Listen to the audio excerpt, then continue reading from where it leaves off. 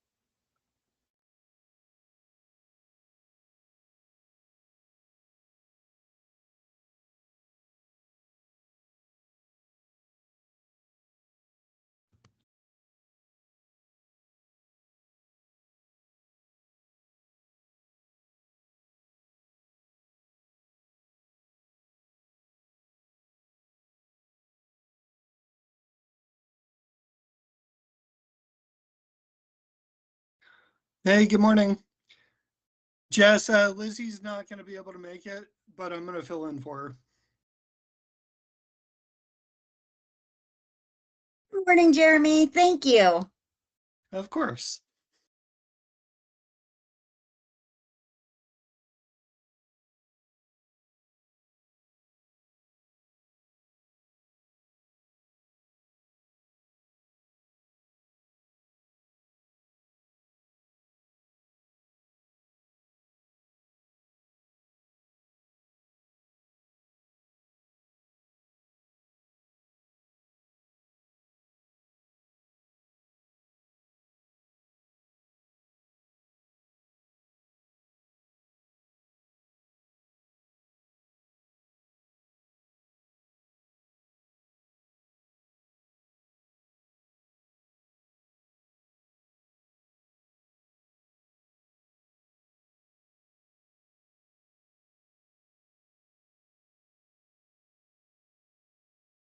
Morning.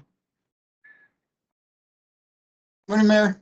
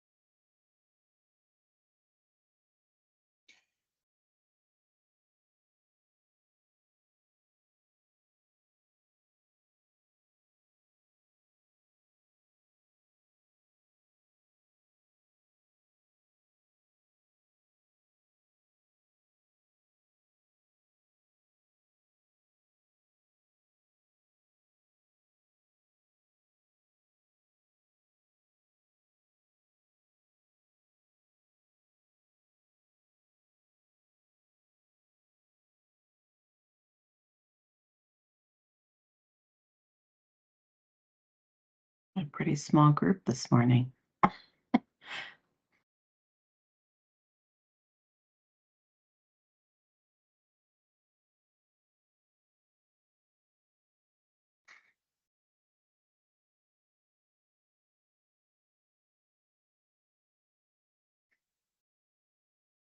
Well, maybe we'll get cracking, right?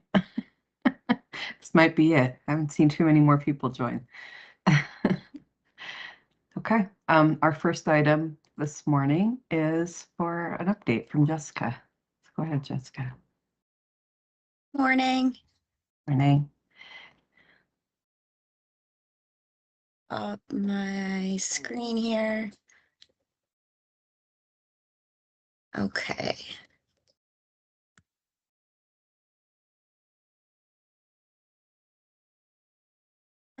I will walk through items that are in progress first. So under our single adult system, strengthen outreach to landlords and create a welcome home community engagement program. And then also sponsor a PSH feasibility assessment. Under our family system, designate a lead family service provider. For strengthening landlord outreach, we do have our work plan in place, and that was revised and improved in December of 2024. The Key Heart training was completed. It was 2 half-day trainings, and that initiated our housing stability cohort, and that was on the 28th and 30th of October 2024. I have re-engaged with our housing stability cohort and resumed our monthly meetings. And that team consists of All Health Path, Arapahoe County housing navigators. Oh, I don't know if it zoomed in on everyone's screen there, Yeah, but okay. There we go. South Metro Housing, and then our housing navigators with Family Tree, House of Hope. And our next meeting will be July 14th. So we have began our placement incentives as outlined in the work plan of gift cards and the welcome home baskets. And that, while it's projected to be completed in early July 2025, we have finalized our list for the welcome home baskets. But full completion will be once we have 20 to 30 individuals placed in housing, and they've all received their welcome home baskets and gift cards. And then as part of that landlord initiative, we have our Welcome Home Community Engagement Program. So all of those items were finalized, and we will begin procurement once we have placements through the Housing Stability Cohort. For our PSH feasibility assessment, all of the evaluations were received and calculated, and that was completed on May 28th. Because 2 responses were tied, we're entering a second phase that includes presentations, and those will be completed on the 14th. Our evaluation committee will have 2 days after to respond with any follow-up questions, and have their final answers or their final evaluations in by the 16th. So by the 17th, I project that we'll have a consultant identified. For our lead family service provider, I completed community outreach meetings, and that was completed on the 4th of June. I completed our scope of services for the RFP, and that was completed on the 5th of June. The scope of services and RFP were approved by our steering committee on the 18th, and our RFP was submitted to county procurement on the 23rd. So that should be issued pretty soon within the next few weeks here. For items that have been completed under our single adult system, continue to engage with local healthcare providers to discuss feasibility of a street medicine outreach team. And under our develop a family system, engage with local school districts as a resource partner and collaborate with school districts to ensure that school families at risk of homelessness are aware of new eviction prevention programs. So I am continuing to have meetings and conversations with Stride Street Outreach Team Program Manager to discuss outreach and a plan of action for Tri-Cities, and also how to collaborate with hospitals. My next meeting with Stride will be next week on the 16th. And then I will begin planning the second healthcare convening with our local hospitals and with Stride. And I'm hoping to have that scheduled for late fall, October, November timeframe. For our family system, engaging with our local school districts as a resource partner, I did resume our monthly meetings with our MKB liaisons, and those were held before spring break. We had 2 meetings, one in April on the 20th and one in May on the 30th. Once they return from summer break, we'll resume those monthly meetings. So I'm hoping to begin those again in September. Additionally, I've become involved with our community partners Power Hour through 80 Works, and those will ensure that I'm up to date on any family resources within the county, and then be able to provide ongoing resource support in collaboration with our schools. And then ongoing engagement with our Nurse Family Partnership Community Advisory Board. This is a good place to network and to learn about other resources in the community. I attended the first meeting in June, and I plan to continue attending those meetings to just be aware of all the resources and be able to bring those to our family systems and our MKB liaisons. And then collaborate with our school districts to ensure that school families at risk of homelessness are aware of new eviction prevention programs. So I did introduce our MKB liaisons to our Arapahoe County Rental Assistance Program, and that was in January. They did have follow-up questions, so I continue to kind of walk them through the process at our other 2 meetings in April and May. And then I'll continue staying up to date on any additional eviction prevention programs when resuming our monthly meetings in the fall. And then that is something that would be our lead family service provider will be a point of contact for, specifically related to eviction prevention. Jessica, Gretchen has a question for you, if you don't mind an Oh, interruption. no problem. On the rental assistance, is that portal open again for rental assistance?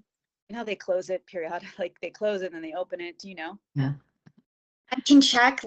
I checked 2 days ago and it was not open. But I think it closes when, and Jeremy's on this call, he might be able to, or even Molly. Yeah, Molly, I was you I can go just ahead. checked. I just checked this morning. It is closed currently, but I believe the Colorado State Rental Assistance Program, that is opening, I believe, next week. And I can put the details of that in the chat if anyone's interested. And Jessica, how do we Thank you, communicate Molly. to our partners that yes, there's a rental assistance program, but it's, you know, kind of capricious? Like you just tell them straight out, or? Yeah, so the monthly meetings with our MKB liaisons is really that time where I let them know of any programs that are within the county, outside of the county, any additional programs or resources. So once we resume those meetings when summer break is back, that'll be one platform. And not additionally, I can also send follow-up emails to let them know, like, hey, it's open again. So if you have any families that are interested, you can move forward with getting their application through. Sounds good. Thanks. No problem. So right now where that lands us is 19% completed, and then 18% of the action plan in progress.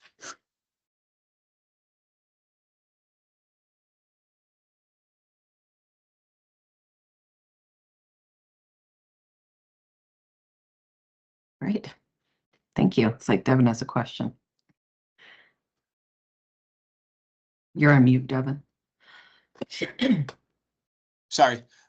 Jessica, I was just looking at my calendar. The presentations for the permanent supportive housing, has that been scheduled for next week? Because I've got nothing on my calendar. So they have been scheduled, but we transitioned to, they'll be recording their presentations and then our procurement will send those out. Okay. So once they receive those, the deadline is on Monday. Those will be sent out to everyone on the evaluation committee. That's why I didn't have it on my calendar. Yes, now I'm Yeah. thank you. But I No was just problem, looking at Kevin. next week going, I don't have this, so I don't, okay, thank you. I'd forgotten. No problem. Yeah. Okay. Any other questions for Jessica? Okay. Our main presentation today is from Reed McGrath. He's going to update us on what is going on at Change the Trend. Well, Hi, thank you, Reed. Mayor. Glad to be here and to catch up with everybody. And I was going to talk a little bit about history, but I realized that Joe Anderson actually was probably the impetus with a couple other pastors of starting this group with the police department back in 2017. So it's evolved a lot from then. I took almost 2 years completely off, and I'm back. I have some news that is I'm not sure how things are going to play out with all this. We're going to figure it out. But are you guys aware that Safer is closing?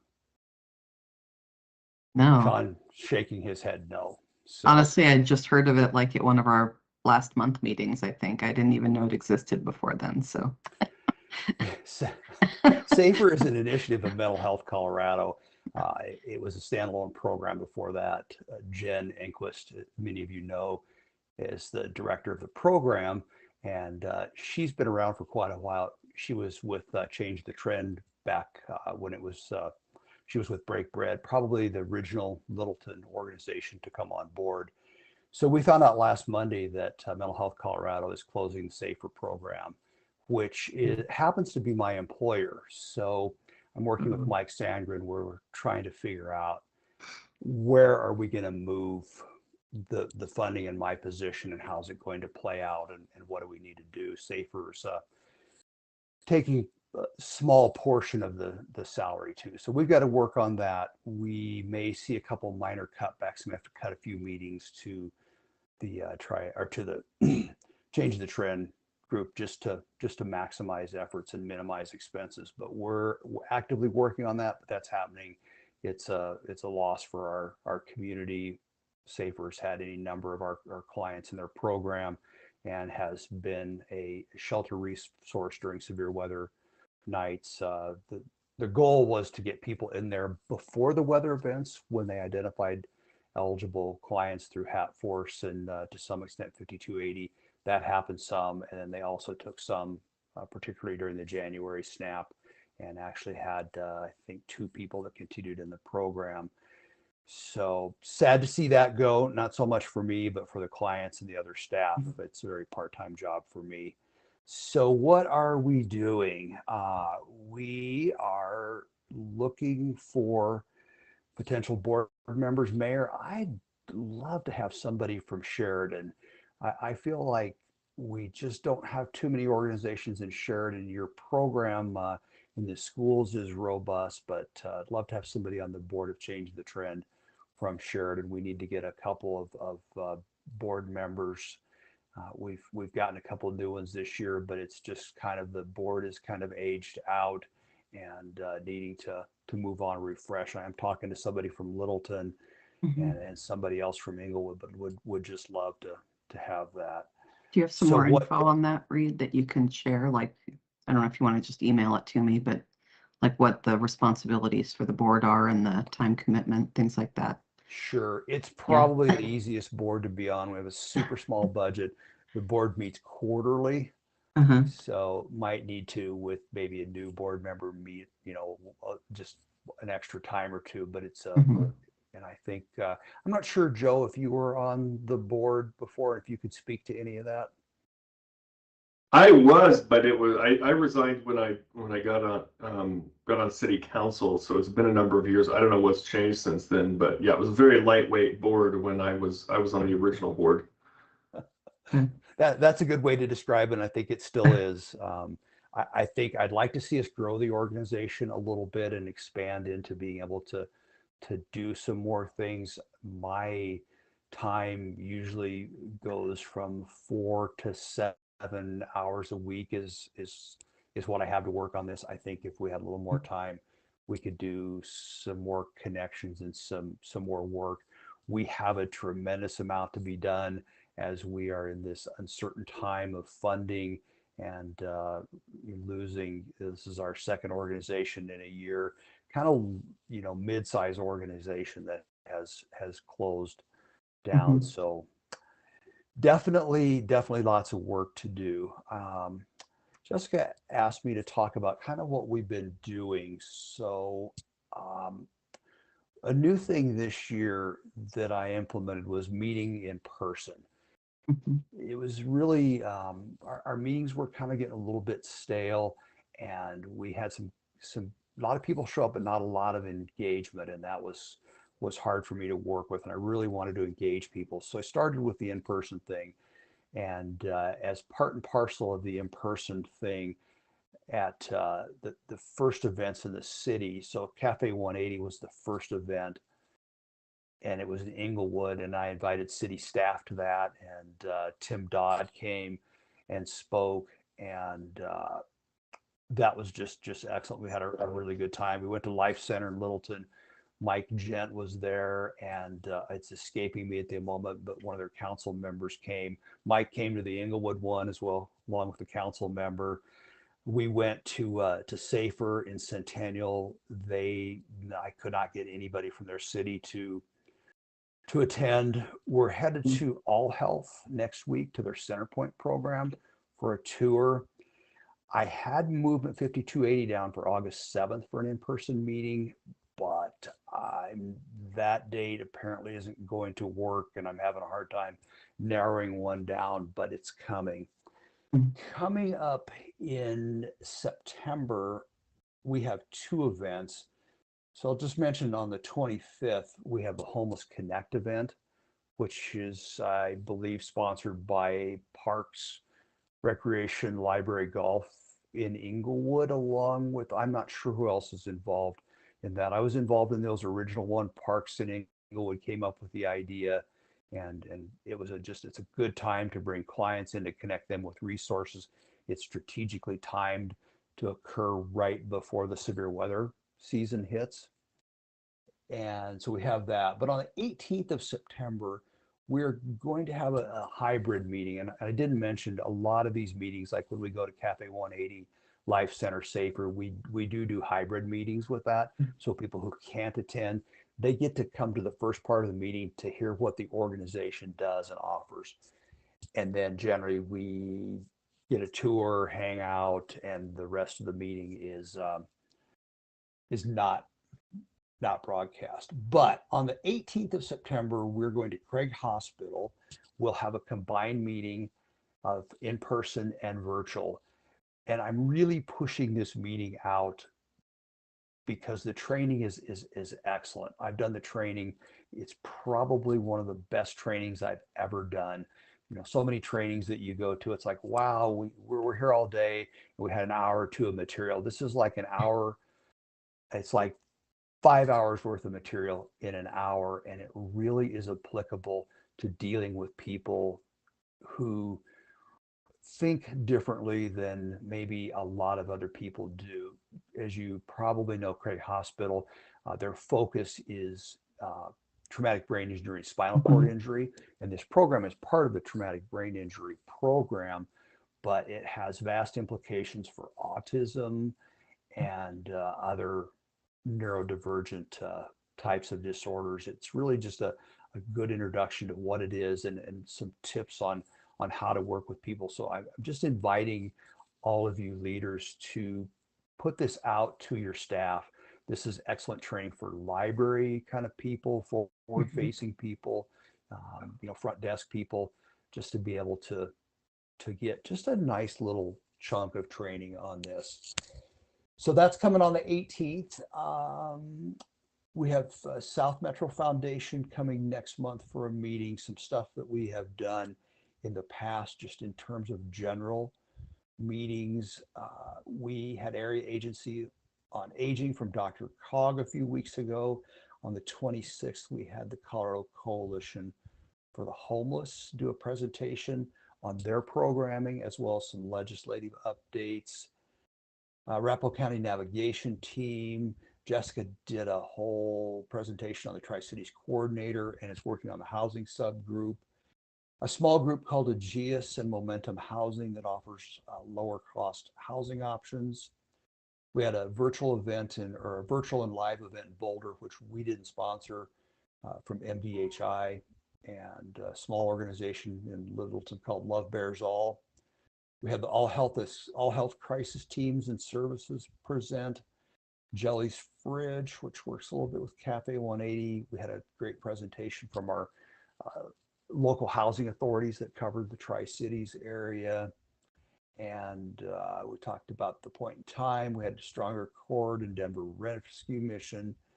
And coming up on September 11th, we have MDHI talking about One Home, HMIS, and all those programs, and making sure that everybody understands what they are and the importance of getting the data input into those systems so that we can better track the unhoused and meet their needs.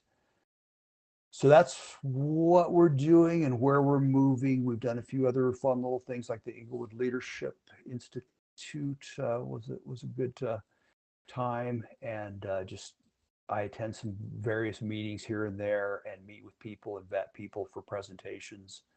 And that's what I have, Mayor. Questions? Go ahead, Sean.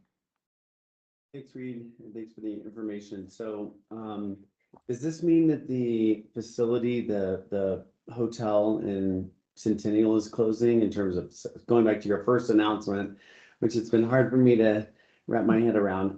Does that mean that facility is closing? Yes, the shelter facility itself is closing, and Safer will no longer exist. But Mental Health Colorado isn't, I mean, they're not ceasing to exist. It's just this program of Mental Health Colorado is going away. Yes. And how many people are housed at that facility? Like 40? I understand they had around 30 people Okay. at this point in time. The capacity was somewhere upwards of 60. I know I saw you just met with them a few weeks ago, Sean. So you and Chief Jackson, and just did some notes that pop up through Teams and emails. Yeah. Well, that's a shame. Yeah, on the so you'll get an invitation out on the Craig training at, at that September meeting. Yes. That'll be great. I think we'll be interested. Hey, on Safer, I think there are plans to sell that. And I think there are some other nonprofit partners that are interested in buying that, and they're working with the county on that, Sean. So hopefully it'll stay in the family. Seems unlikely with our funding shortage, though. I mean, I don't know where the money would come from, because they had a really good funding source. Fingers crossed. I don't think they did have a very good funding source. That's part of the problem. But anyway.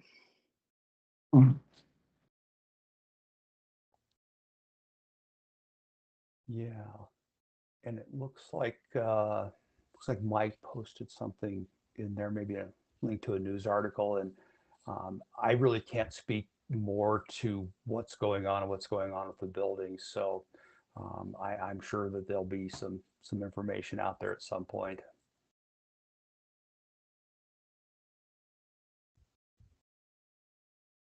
Okay.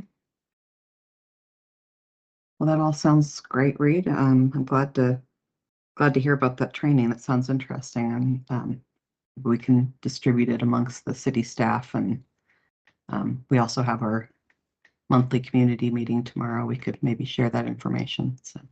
Certainly. And if you begin sharing it, I will work on getting an announcement out of some sort, but it does come with the agenda. And if you are not on the regular list, I could get you the Zoom link for our meeting coming up here at 9 o'clock. Works throughout the year, and that's just going to be the ticket into that meeting. Okay. Great. Thanks, Mayor. Yeah, thank you. Okay, guess we'll move on. Anybody have anything else they want to share today? Hopefully not more bad news.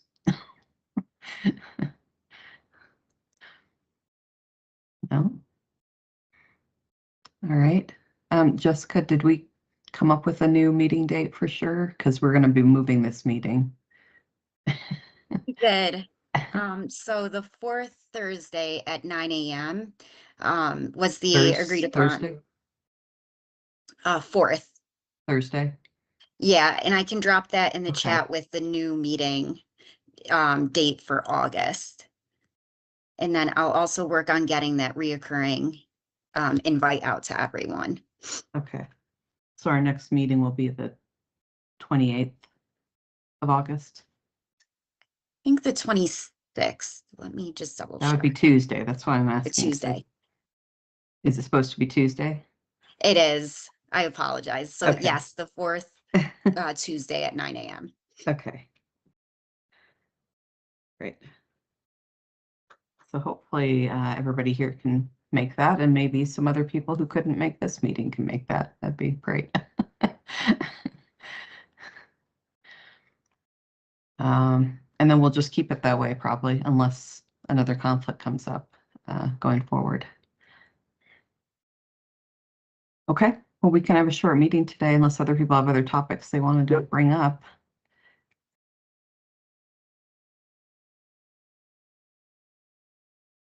Not hearing anything. So I'll let you go on your merry way today. Everybody have a good day. I'll talk to you later. Thank you. Bye-bye. See y'all. Thank you. There. Thank you. Bye. Bye-bye.